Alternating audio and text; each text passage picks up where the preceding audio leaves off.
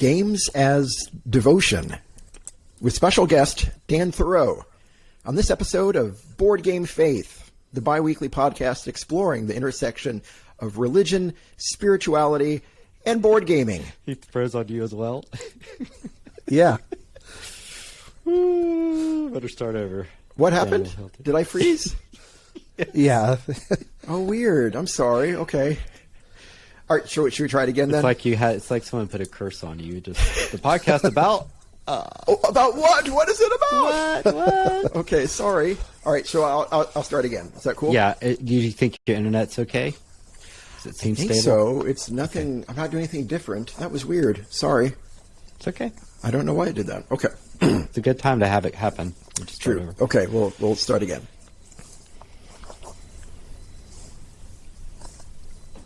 Board Games as Devotion, with special guest Dan Thurot. On this episode of Board Game Faith, the bi-weekly podcast exploring the intersection of religion, spirituality, and board gaming. My name is Daniel Hilty. And I'm Kevin Taylor. I'm Dan Thurot. Yes. Dan, welcome. We're so glad excited to have you here. Thank you. I'm excited to be here. We're going to be finding out more about Dan's story in just a little bit. But first, we're going to try to begin our episode as we often do with a game on this podcast about games and spirituality. Today we are going to revisit a fun moment we had several episodes back where we try to name everything in a list, or as many items as we can on a list, in 3 minutes, set in some randomly generated improv situation. Today, Dan, Kevin, and I have in front of us a list of the top 50 games on BoardGameGeek.com as of January 30th, 2023. BoardGameGeek.com, arguably the definitive website about board games. And we're going to see how many of these games we can work into our conversation in 3 minutes, based on some interaction in an improvised skit situation. And I need to let you know, Dan and Kevin, I chose 3 randomly generated scenarios before coming on the air here, and I put them in this jar on pieces of paper. And the 3 situations that are in here are at the barber, or the hair salon. I'm hoping that because we're all famous for our coiffures. Yes.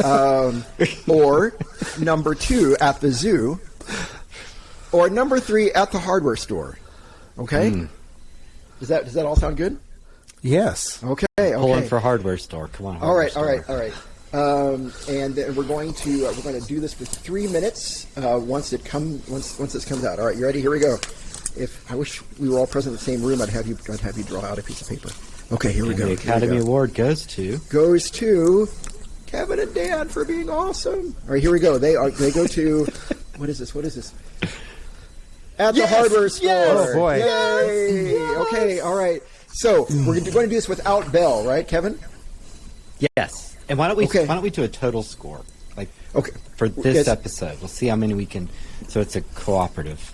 All right, this is a cooperative game, seeing how many of the 50 we can do in 3 minutes at the hardware store. Begin. I'm looking for some brass fittings.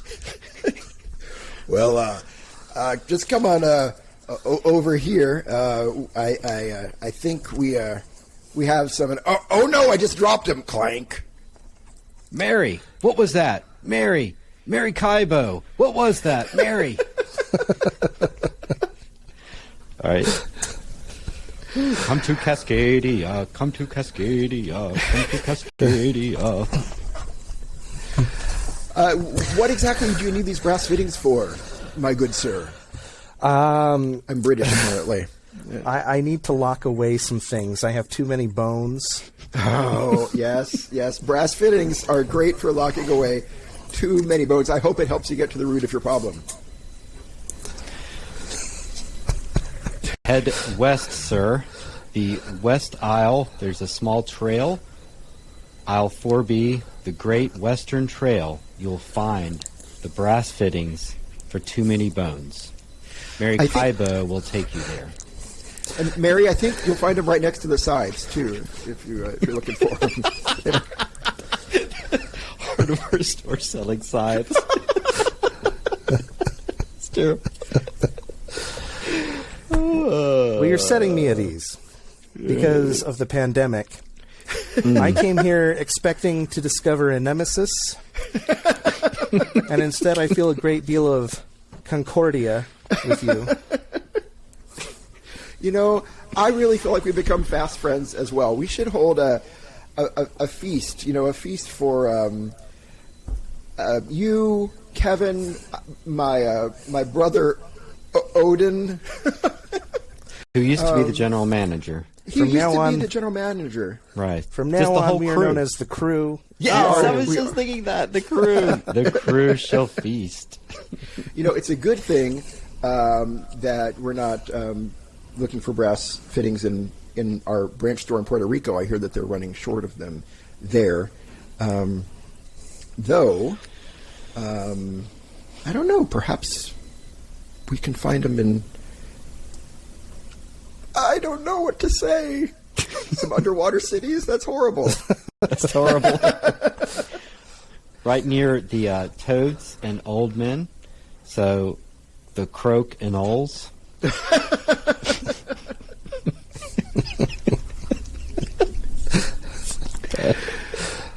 Sometimes I don't understand what we're talking about. I feel like I'm on Mars. Yeah. Well, we'll get to the root of the issue soon. So just move on forward, sir. Clank. There's the bell. There's the bell.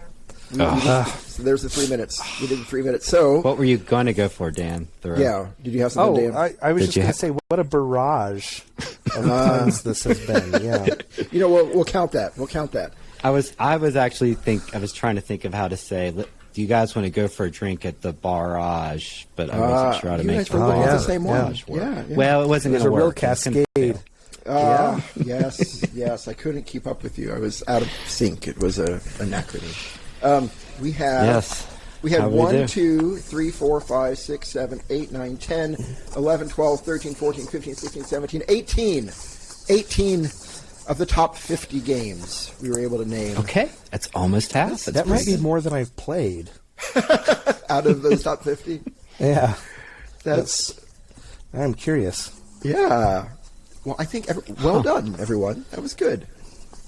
So, Dan, you don't kind of look over this as a guide to maybe future purchases? That's not how you pick games? It isn't. I don't know if I've ever really even looked at this top 50 list. I'm honestly pretty shocked that Gloomhaven is number one. I think Gloomhaven is an excellent game. I think this shows that there's a lot of nerds on Board Game Geek. Who knew, right? Like I would think, like Candyland or Operation would be number one if we polled people on the street. Yeah. What the assumption would be. Yeah. Right. Well, the little kids don't have accounts on Board Game Geek. I think you're right. We need my little Board Game Geek. Oh. .com. Yeah. Right. Well, Dan, why don't we more formally welcome you and introduce you to our listeners? We're so grateful to have you here. Could you tell us a little bit about yourself, please? Sure. My name is Dan Thurot. I live over here in Salt Lake City. I don't know what to say about myself. I write about board games. I consider myself a board game critic. I also teach history at the university level. And I love hanging out with my wife and 2 daughters. And that's pretty much my life right now. It's just very busy, very full, but in a good way. That sounds like a good life. Dan has an excellent and really influential newsletter and podcast, Space-Biff, and I was consternated for a while about this name, and then I finally dug out its origins, which is, correct me if I'm wrong, so superheroes fighting, pal Biff, right? And the question of what people fighting in space would sound like, Space-Biff? Yes, that's right. Okay. So, sometimes people think it might come from Bill Watterson's Calvin and Hobbes. But that's Spaceman Spiff. That's not Space Biff. When I first started writing my site, I really didn't know what I wanted it to be, and so it was a placeholder name. And by the time I got around to considering changing it, it was just too late. It had stuck. Yeah, people were already referring to Space Biff, so that's on me. SpaceBiff, BIFF.com. Yep, good stuff. And I just a second what Kevin says. Yeah, we're grateful to. I think it was Grenadier BG, our listener, who first introduced us to your podcast. So thanks, Grenadier BG. Mm-hmm. And then Kevin, I think you listened first and said this is really amazing. And I got to listen to several episodes as well recently on a long trip too. And yeah, we were telling Dan before we started recording. It's just really a great podcast. So our listeners, we really encourage you to check it out. Dan is thoughtful and engaging and interesting, and his interviews always just are just everything I'd want to hear in a board game podcast. So anyway, I want to well, I want to grow up to kind. be you, Dan. You're really good. So. So yeah, check it out if you would like to check out a great podcast for our listeners. It's SpaceBiff Spacecast. So today, I think we're going to be talking about a theme that we heard on one of your episodes. Dan, you just kind of mentioned it in passing, which is this idea of board games as devotion. That I remember one of your episodes, you talked about that this is kind of an idea that has fascinated you for a little while, or at least something you've thought about from time to time. Board games as devotion. And we thought that'd be at least an interesting topic to begin exploring together. Yeah. What does it mean for board games as devotion? And I know, Kevin, you've been thinking about this too, but what are some thoughts on board games as devotion? But I want to hear what Dan meant. What did you mean, Dan Thurot? I think what I meant is that it works a little on a couple of levels, and so I'm going to sound very silly. One of the first board games I ever played was a variant of Settlers of Catan called Settlers of Zarahemla. Huh.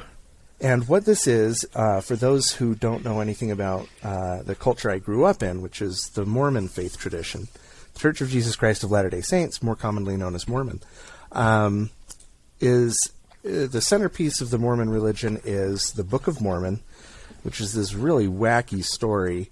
I recommend you read it, but maybe take some grain of salt when you do, because it centers around this family, and ostensibly a family of Jewish people who flee from Jerusalem around the time of the collapse to the Babylonians. And they come, where do they go? To America. It's quite the story. And they create a city called Zarahemla. And so that's where the title of this board game came from. It was a Mormon-licensed version of Settlers of Catan. And I didn't even know there was a Settlers of Catan as a kid, because we were busy playing Settlers of Zarahemla, in which, when you get a card in that game, it has like a little scripture quote on it that you're supposed to read. Interesting. And in addition to building roads and towns and cities, you're also building a temple. And so it has all of these religious elements in it. So as a young person who came from a family that generally had a negative outlook on board games because they were satanic, one of the few games I was allowed to play was overtly religious. Now, I don't know if I would call that devotional, right? I don't know if anyone who designed this game was really crafting this with devotion in mind. I don't think that there was. I don't think there were strong feelings about, are we devoting this to God? Are we expressing loyalty to God? Are we consecrating something? I don't think any of that was happening. But from a very young age, I had this idea implanted in my mind that board games could be religious artifacts. And years later, I was actually very surprised, because board games were either toys or they were religious artifacts to me. Now, when I grew up a little bit and learned more and more about and I'm sure some of these are familiar ideas, like the magic circle or the illusory attitude. Yep. The things that we do when we play board games, when we agree to follow a ritual, in effect, to follow rules that don't seem to matter in the real world, to pursue goals that are totally disconnected from the goals that normally we pursue for survivability. I actually think there are quite a few parallels between game playing and religious observance. And some of those parallels, I think, are really quite surprising and exciting. Some of them are historical, even anthropological. And so that's what I mean when I say a game can be devotion. At least that's sort of the first layer. When we get beyond that, I think recently, as board games have become more and more accepted as a tool of expression, I think we've seen a few game designers really lean into being able to use board games to express something deep about themselves. And we see so many different expressions. Just very recently, I played a game by Taylor Schuss, a very talented designer, called Stonewall Uprising, which is very much about queer identity. And this is, you rewind 10 years, no one's going to make a board game like that, right? At least not seriously. It might be a joke. It might be a party game or something. But as a serious examination of identity or deep-held belief, this is a new phenomenon. And there are just so many board games that are doing this, including with religious belief. There are 3 big examples that I've written about over the past few years, all of which that I've called games about devotion. And I don't know if you want to get into them now or space it out. Go for it. But, Yeah, go for it. Okay, so a few years back, Ben Madison designed a game called The Mission. And Ben Madison actually comes also from the Mormon faith tradition, although in a little bit parallel to the one I was raised in. He grew up in what we call the RLDS tradition. They're the ones who did not flee west with Brigham Young. They're the ones who stayed with Emma Hale Smith back in Nauvoo. And so they tend to be located there still. They're very interesting. I know quite a few people in that tradition, very good people. And so Ben Madison comes from that faith tradition, and he's since left. He now is, I think, Episcopalian. But his game, The Mission, spans the first 1,000 years of Christianity. And what he's trying to do is pour all of his awe at the early history of Christianity into one board game. And I think his history sometimes has some hiccups. I think it's a little bit cleaned up more than I would have done it. But I think that it does a great job of expressing some of the awe that he felt when he went to Turkey and was looking at these great Christian history sites. Right. The awe that he felt, and in a way that eclipsed his Mormon faith tradition. And the way he tells it is that it gave him a bit of an awakening that the Mormon faith tradition was perhaps a little arrogant in thinking of itself as the culmination of Christianity, as opposed to going and seeing these great edifices from people who fought and defended and died for Christianity for hundreds of years. And he just felt this overwhelming sense of awe and humility. And again, I don't always agree. I tend to be a disagreeer. I disagree with things left and right. So I look at his experience, and I have to remind myself to treat it validly. But I love that he takes that experience and pours it into this game. And there are a couple of other examples. Very recently, I played a game by a fellow named Jeff Warrender, a very talented designer, The Acts of the Evangelists, which is about tradency in the early biblical tradition. So you go out and you are a chronicler trying to write a testament about the life of Jesus, and so you go out and you speak to eyewitnesses, and you take all these conflicting accounts and you put them into a tableau, and it's a very interesting game. And that, I also consider that an act of devotion. The third one would be Amabel Holland's Nicaea, which I think is actually a field I'm a little more comfortable with because it's so critical.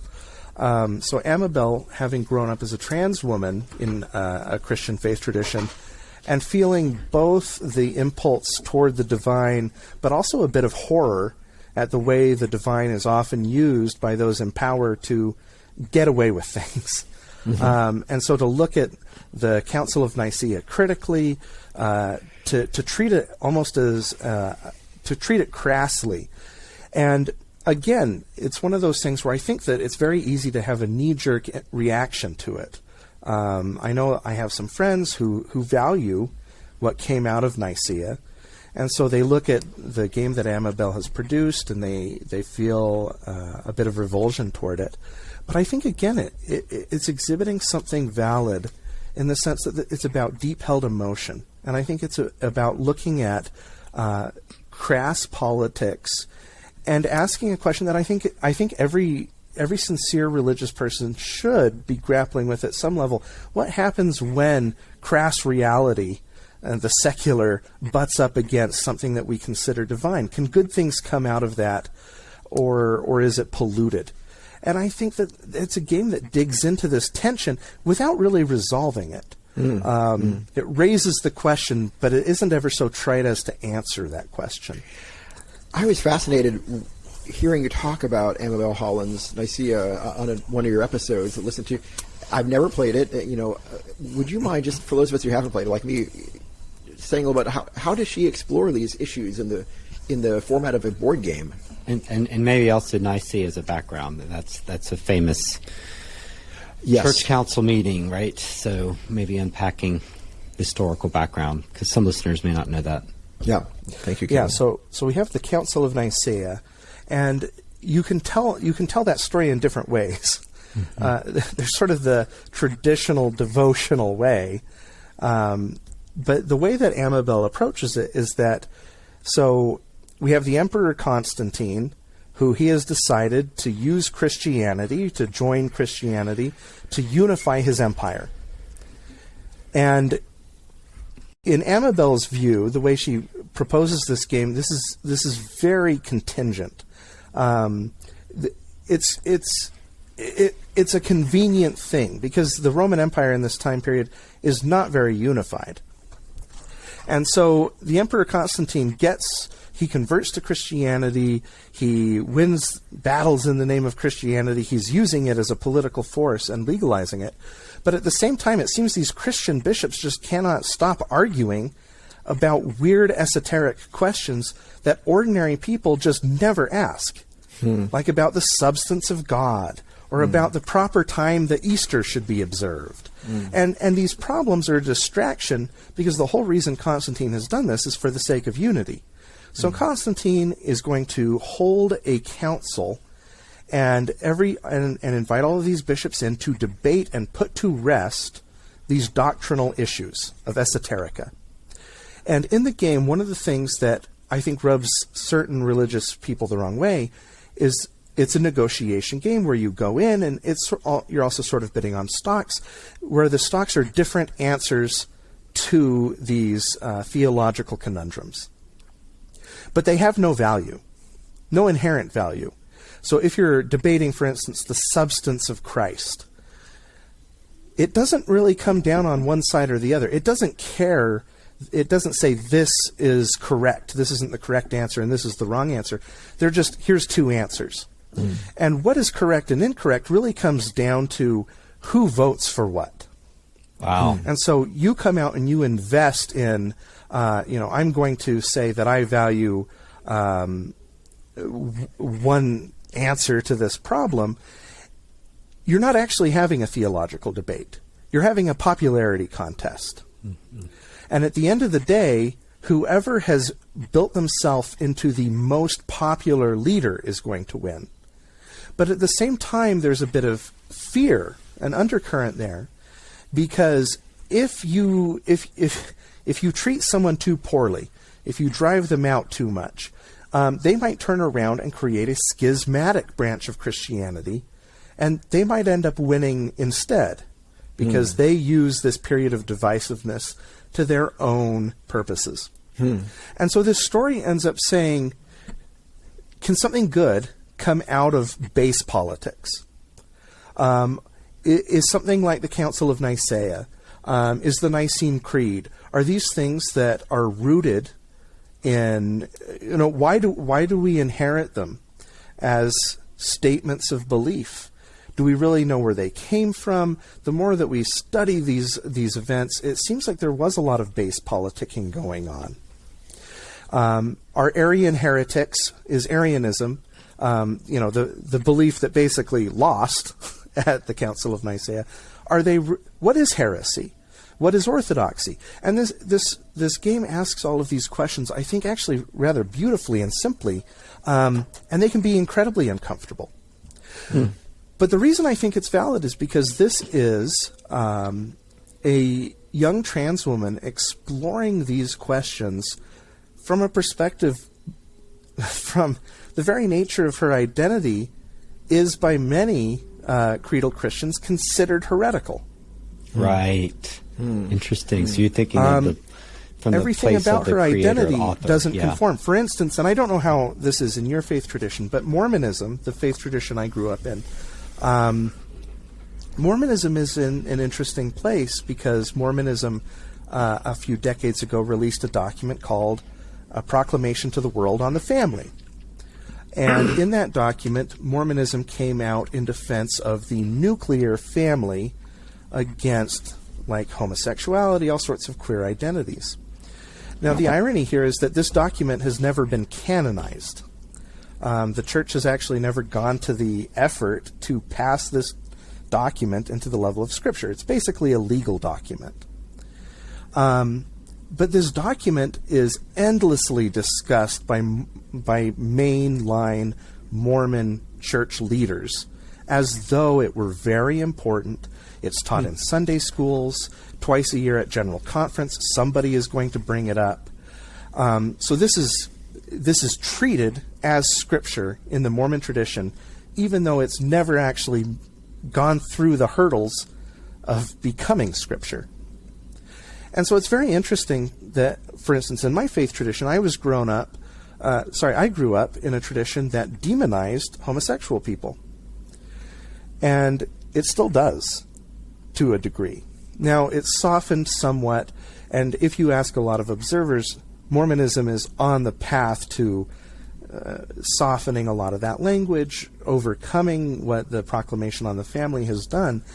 But that proclamation has done significant damage. So I've spoken in the past on other podcasts that I volunteer with LGBTQ plus youth in the Mormon faith tradition, and we get a lot of suicide. We get a lot of suicide attempts. We get a lot of depression and anxiety. For instance, I think it was 1 year ago, 2 years ago in November, we had one of the church's apostles actually get up and talk about how he was sick of having to debate the gay issue, and he wanted to hear more musket fire from the church's defenders directed at those who are what we would call queer allies. Oh my!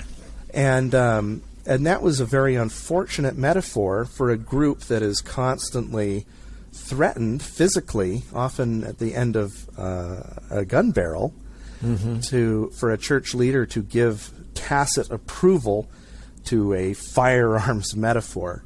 And unfortunately, that led to a great deal of distress in the queer Mormon community. I remember just a few hours after that talk was given, I went to the hospital and sat with a young woman who had ingested a great deal of medication because she felt that someone who she considers a prophet of God had told her that it would be better for her to die than to commit the sin of having her identity. And so I think something like Nicaea that Amabel Holland has designed is a very uncomfortable, but it's a necessary intervention into the world of those of us who come from what we might consider a very normative religious experience. So all of these games are approaching what I would call devotion. Board games is devotion from radically different angles. right? So you have Jeff Warrender, who is, in a way, giving a what I would call, and this is very loaded, a reactionary stance, saying, well, the four Gospels were written by eyewitnesses or amanuenses who knew eyewitnesses to the life of Jesus. We have Ben Madison, who's giving us a very cleaned-up portrait of Christianity as a sense of devotion and awe. And then we have Amabel Holland's Nicaea, which is a devotion that's very questioning and cynical, all these different angles. But I think that they are all accomplishing something marvelous. So that's what I mean by games as devotion. And sorry to give such a long, rambling answer, but that's probably the best I can do. No, that's fantastic. That's fantastic. Thank you so much for sharing, Dan. No, I'm contemplating. So it seems to me, like across the board of those three examples, games as devotion perhaps means, at least for those last three examples, an expression of someone's lived experience of the church in their lives, of institutional religion in their lives. And if we think of devotion, I guess the core concept of devotion is kind of, being committed or loyal or this sense of, hopelessly devoted to you, that kind of sense. It's maybe an insistence to engage with that reality, both in the beauty and the horror of it. Kind of is that what I hear you saying in terms of one way games can be devotion? That it's an insistence in engaging with the reality of spirituality and religion, both in the in the beauty and the ugliness of it. Is that what I maybe? Yeah, I think that's a great way to encapsulate it. Yeah. Do you? I love everything you said, although I'm not sure I agree that those debates are esoteric. Because in my experience, people find them quite interesting when you start asking the question of, well, who's Jesus talking to when he prays? Like, if he's just God, then who's this other person he's talking? Well, that's God too. Well, so some of it, I don't know. I'm probably betraying my own interest because I find it interesting. And you're certainly right that lots of people are just trying to put food on the table today and in the ancient world. They don't care. But I do find people find it.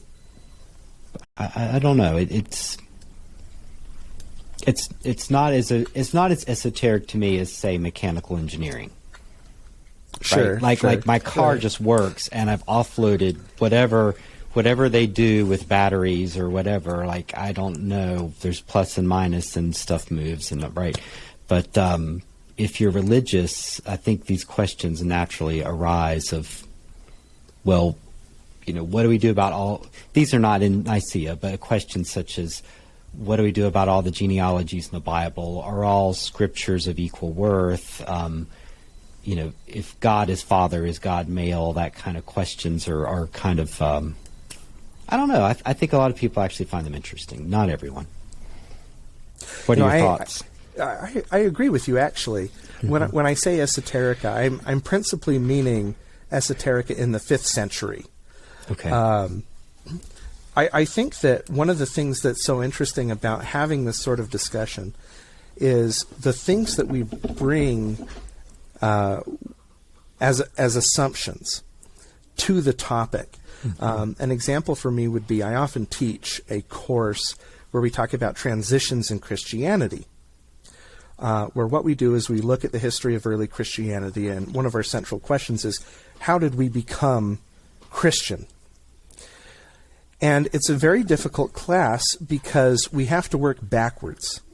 We start with a more recent council, and we say, okay, so the Christianity that you recognize is here, and we're going to look at the issue that became you and see that the Christianity that went into that flashpoint was very different from the Christianity that came out of it. It may have even been unrecognizable to the Christianity that went into it.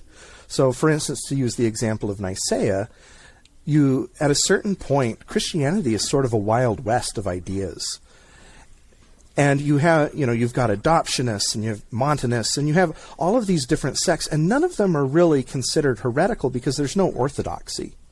Right. But we look at it from our perspective and we say, well, of course the Nicenes were correct, whereas the Arians and the Nestorians and even the Eastern Orthodox, there's an assumption we make, right, about Easter. We make assumptions that, well, the Catholic perspective was more correct, even though we've got plenty of Orthodox churches today that on certain issues do have radically different creedal beliefs. And so, and we're making an assumption even then. So what we do in that course is we work backward and backward and backward. And as we do that, the Christianity becomes more and more dissimilar to what we think is important. And the arguments become more dissimilar. And I think it's a fascinating course to do as an excavation, because it shows us that we bring so much with us whenever we do history. So I absolutely agree with you. I think that if you were to ask somebody today, why does God seem to present as male so often? Why didn't Jesus come as a woman? Why do we not pray to God the Mother? And I think that one of the reasons we're asking that now is because we're coming from a world that assumes that women are worth engaging potentially as deities. And I think that's a positive development. But if you rewind to a certain point, I think that people, they would just say, well, of course God is a man, because men are the ones who are important and hold power and hold sway over their households and even have names. I mean, in the Roman world, in the time of Jesus and afterward, most women were not given first names. And so why should a woman be God? And the irony being that the Roman system had plenty of female gods. Right. And so I think that question is incredibly relevant right now from a feminist reading, and we are all feminist from a certain perspective, right? I assume we all believe that our wives can vote or own a credit card.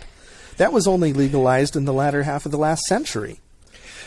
Right. I don't know what you call it when you believe that your wife is infinitely more competent in everything, but that's what I am. Than I am. That's no, anyway, Daniel, you're just going. lazy. You're just lazy. Or I'm just lazy. That's right. But anyway, keep going. Keep going. Yeah. Right. Yeah. So I absolutely agree with you, Kevin. Especially in talking with young people who have suffered terrible abuse at the hands of a male-only priesthood, which is the current status in the LDS Church. And they say, well, why don't women have the priesthood? And for me, I'm going, I agree with you. It's absurd.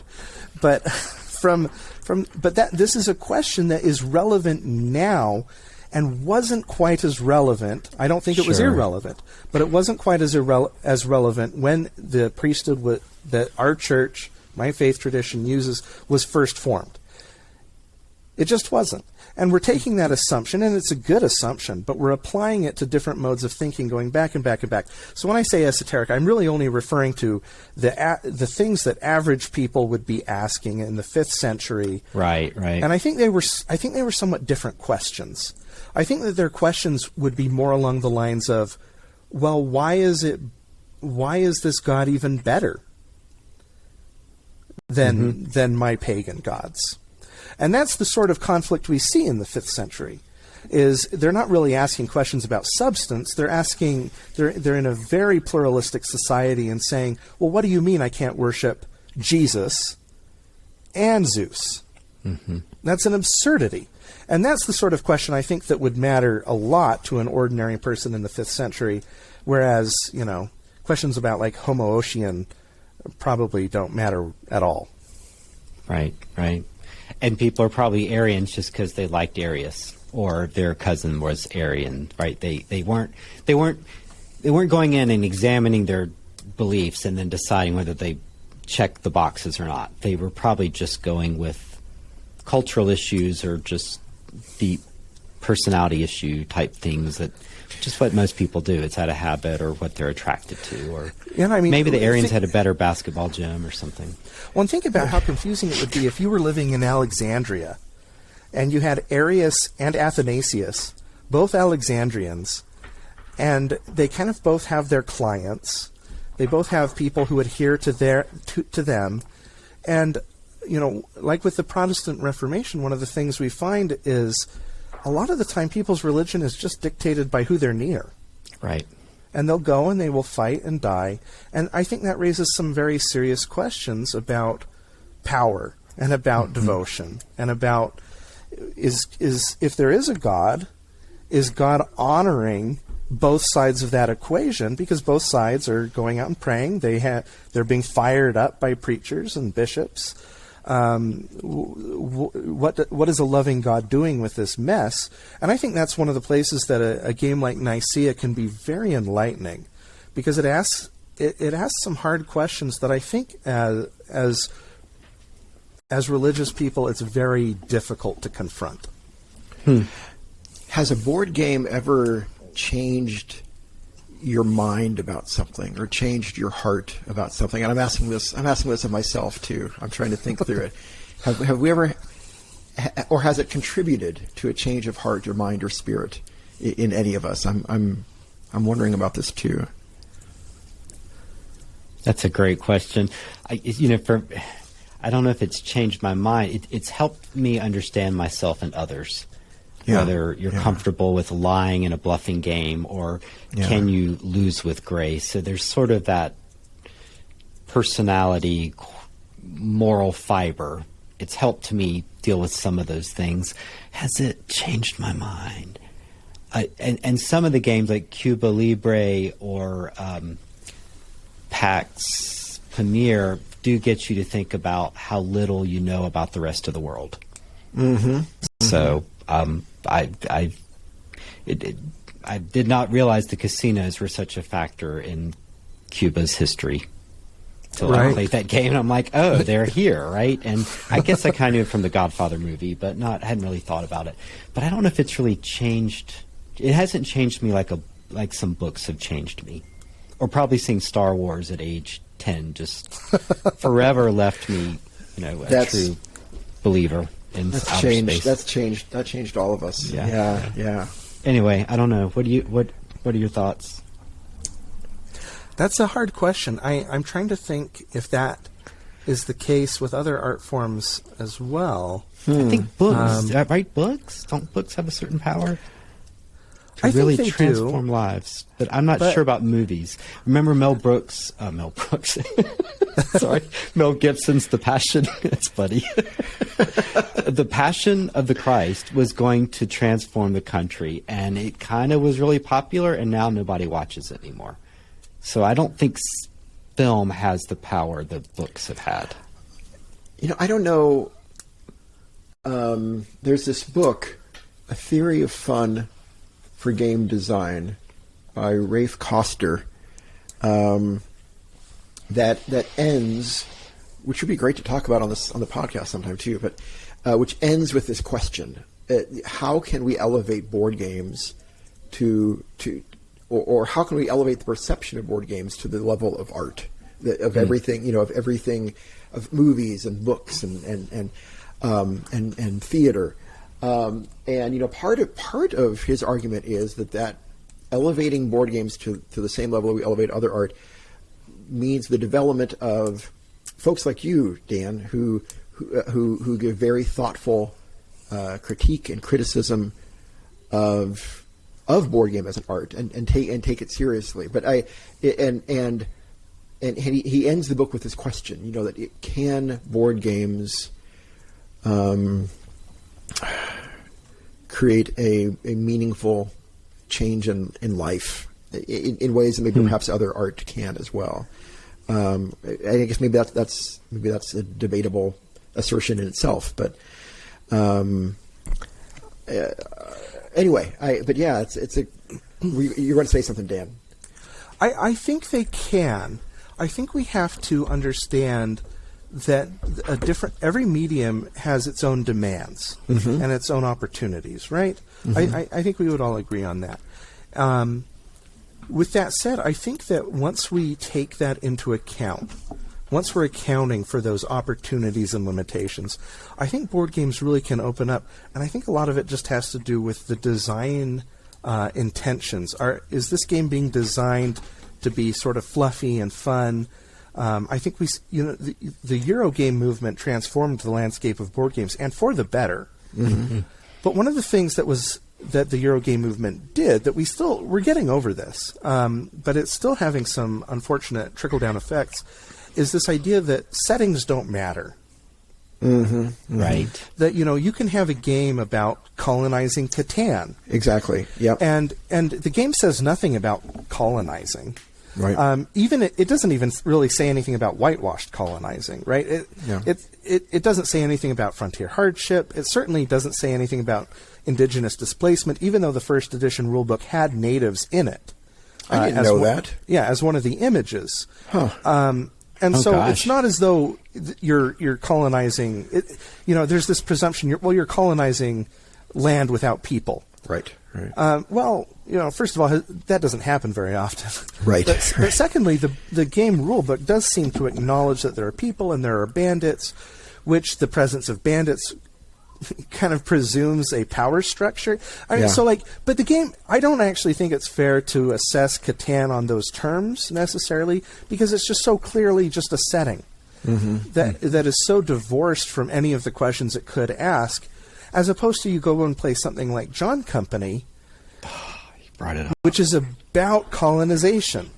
And it's explicitly about that. It's about the thrill of colonization, the economic incentives of colonization, but also about the humanizing reality and the horror of colonization.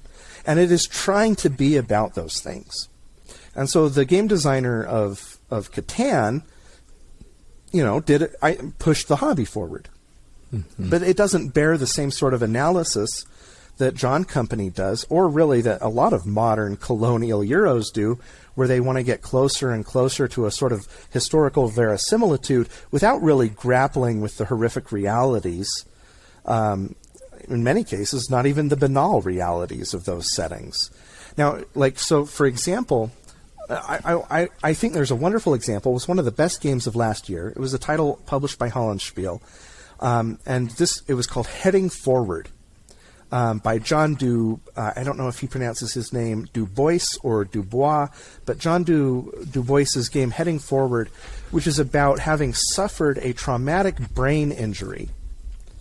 And now you are in recovery. It's a solitaire game in which you play cards representing you trying to recover from a brain injury. And so you can only play a certain number of cards, and you have limited energy represented by spoons because of the spoon theory. And you're trying to improve, but maybe you improve to the point where now you can remember more, and so you're drawing more cards. Oh, but you don't have enough energy. You don't have enough spoons to actually play those cards. And oh my goodness, that's frustrating, that your body is healed in one way, but not in another, so you can't keep pace with yourself. And then the game opens up, and it's a social commentary too, because it turns out you're on a time limit because your insurance company has said you must make a certain amount of progress before a particular date or you are cut off. Gosh. And this That's game, brutal. I think it has helped me open my sphere of empathy a little bit. Now, I don't think that means it's changed my heart in the sense that I didn't have a revelation. I didn't have a Scrooge moment. But I think that one of the reasons we engage with art isn't always to have that about face. It's just to expand our sphere of empathy. Right. Mm-hmm. Mm-hmm. Right. And I think that this is widen one the circle. Yeah, exactly. To say, I hadn't really paid much attention to people who had brain injuries. If anything, the natural impulse is to feel a little kind of weirded out by them.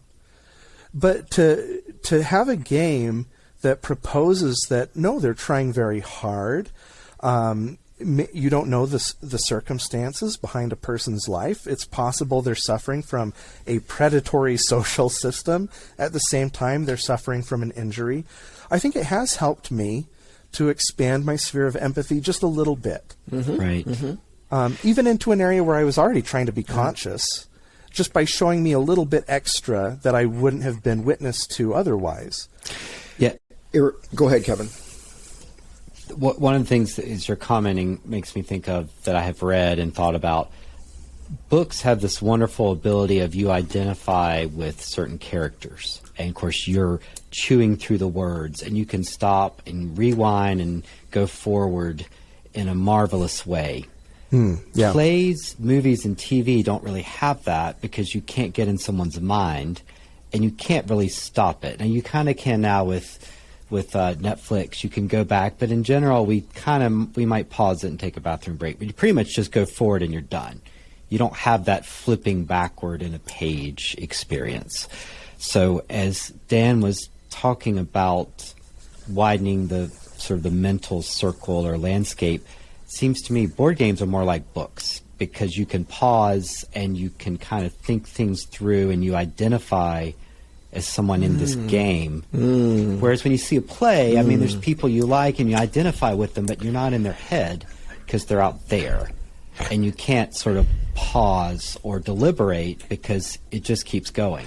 Now, you do get that communal aspect in plays, and some people have written about that. Like a theater can be like a church service because everyone's watching this thing, you know, the mass begins and it ends type. So theater is a sacrament type thing. Yeah, and it's really interesting. It's fascinating. And part of this is there's a theologian who structured his whole theology on the idea of drama, and that's Balthazar's theodrama that was kind of influential at one point. But yeah, you think about the genre of art, and it does seem like board games are doing something more like books. They get us into someone. So yeah, Dan, you'll. Yeah, no, that's I want to just call me Daniel number 2. I want to be known as that from How about 1.5? Even after this episode is done, if you could just keep calling me Daniel number 2, that would be great. But yeah, no, I mean, I love that comparison to books. And in a way, I mean, of course, obviously, in many ways, books have certain advantages, but there's some advantages to the games too. In that you know, you can pause, you can think about what you're doing, but then you could also play it again. Yeah. And play it from a different way, right? I mean, you can like, well, you know, it allows you to experience life in this representational way, but you could try something different next time, right? And explore even a different space than a book would not necessarily allow you to, you know, because the narrative is set when you're going through a book, right? But you can change the narrative next time that you play a board game. It reminds me also of a previous guest, Dan, Ali Karar, we've had a couple times talking about Muslim representation in board games, and Sure. This is part of his argument as well. He says it's important to have a variety of representation in board games, but in this case he was talking about Muslim representation in board games. He says it's important to have Muslim representation in board games, not so that people who are Muslim can play it and say, oh, here's somebody like me, but so that people who are not Muslim can play the board game and this way kind of enter in just for a very brief, very surface, very fleeting moment into the life of this Muslim character in a board game. And I think it's important for everybody to have heroes who are like them and heroes who are dissimilar to them. Yes. And I love it's that. for very different reasons. Yeah. I think that we have heroes who are like us because it teaches us how we can be courageous and good in our circumstance. Yeah. And we have heroes who are unlike us so that we can empathize with people who are not like us. I think that's tremendously important. Yeah. And that's one of the, you know, it's funny, I went to a movie about, I don't know, Black Panther or something, and one of my friends was going, oh, this movie wasn't for me. And I'm going, yeah, isn't that great? Mm-hmm. It isn't for us. Mm-hmm. You know, that's fine. That's great. Yeah. Not everything has to be for me. And in that way, it is for us, isn't it? Yeah. Because it's letting us experience a work of fantasy for somebody who is very unlike us. Yeah. That's positive. Yeah. I like what you're saying, too, about this idea of being able to rewind through repeat plays and explore counterfactuals. I think this is one of the places where board games are just so powerful. And part of it is because I think board games they struggle when it comes to character. You know, in a book, it's all about internality. In a movie, it's all about subtext, right? You're looking at faces and you're seeing reactions. In a board game, I think where they excel is about modeling. I think a board game is really good at showing us sort of the physical world and the way that pieces connect. One example that I think is great is how many people know the map of the world because of Risk? Yes. And because it kind of teaches you certain truisms about the world that reading a book you might not quite get. I remember reading a book about, like, the Third Crusade, right? And they talk about, Richard could never have marched his army into such and such an area.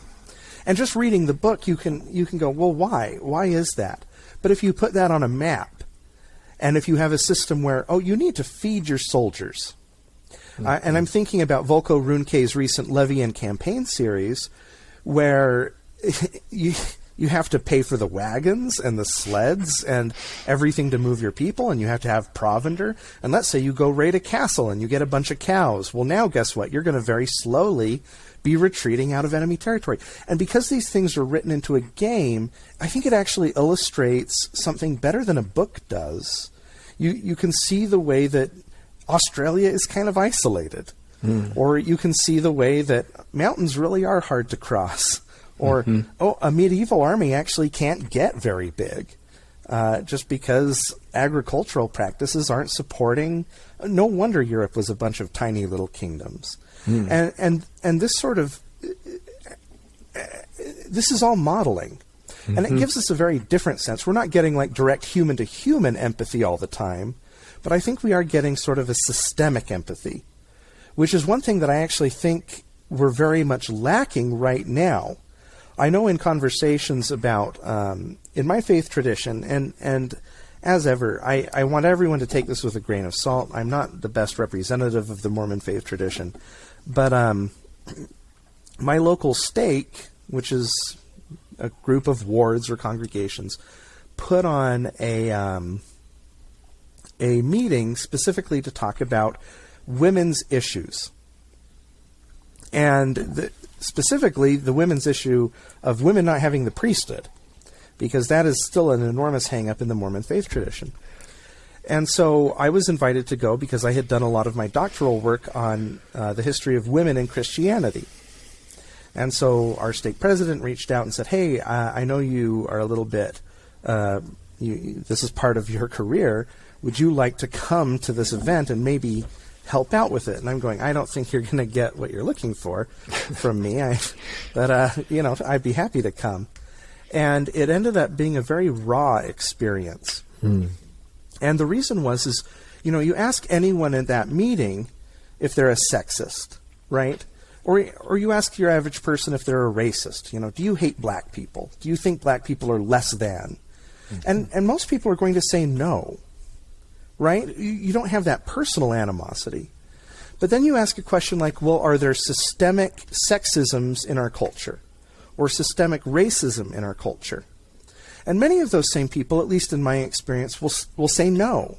Right. Because they might have a lot of personal empathy or personal kindness. They would never be rude or harm another person.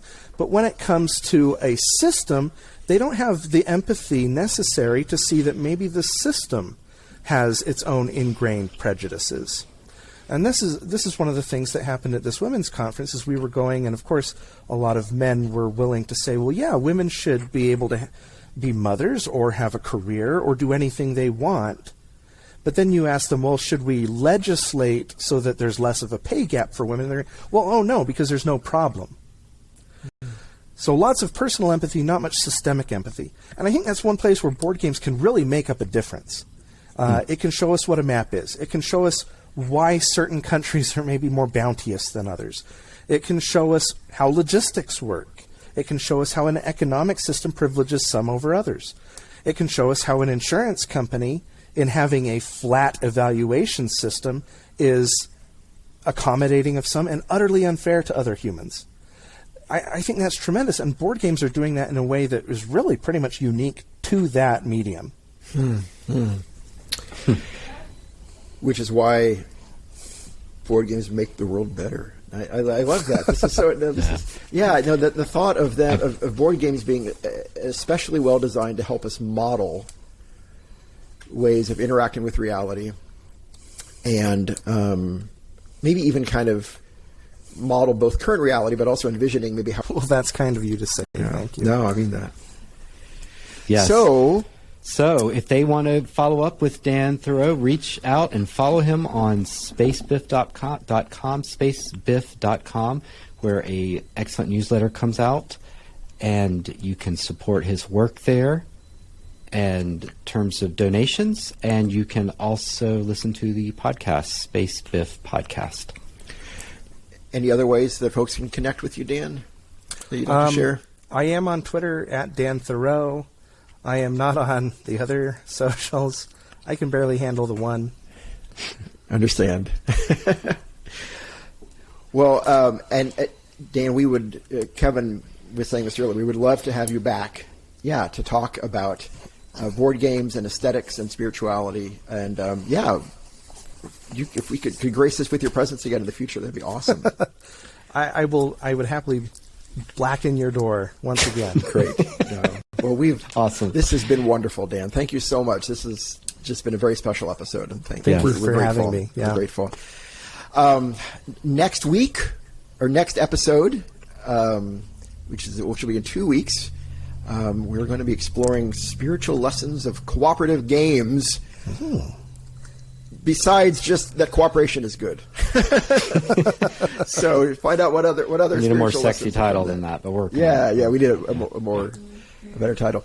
But until then, Kevin, where can they find us? Where can our wonderful listeners find us? BoardGameFaith.com and linktree.ee/BoardGameFaith. Linktree./something. How's it work again? Linktree is so cool and so weird. linktr.ee/BoardGameFaith. That's it. Yep. And we're on Instagram. And it's yep. You can email us at boardgamefaith@gmail.com or info@boardgamefaith.com.